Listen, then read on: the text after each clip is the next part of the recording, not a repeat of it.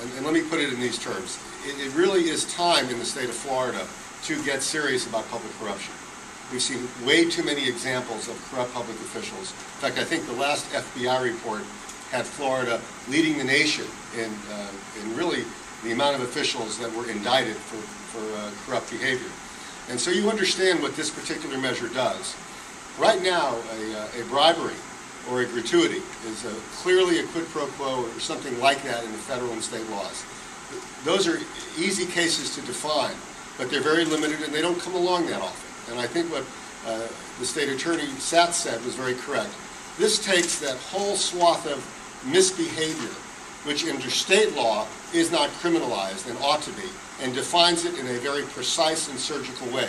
And I think that's very important because now public officials who are supposed to simply listen to the dictates of their community and their public and their citizens, who now have another tension on them, some undisclosed, some willfully undisclosed conflict, that kind of decision-making, which is corrupted, is now going to be criminalized in the state of Florida.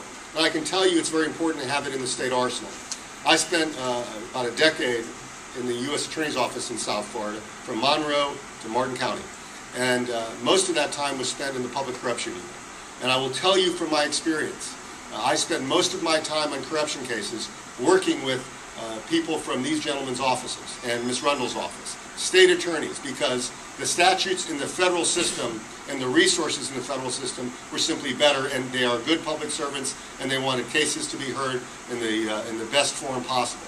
But it is important to give our state attorneys the arsenal they need to truly battle public corruption in the ways it presents itself. And this is what this measure does. It takes all that misbehavior, where a public official has to decide between his own personal interests or the interests of the citizens who elected him, and it says if you make the wrong choice, you will go to jail. That's what this does. And it's very important because right now there really is nothing in the Florida statutes that criminalizes that behavior short of a quid pro quo, which is often very hard to find and hard to prove.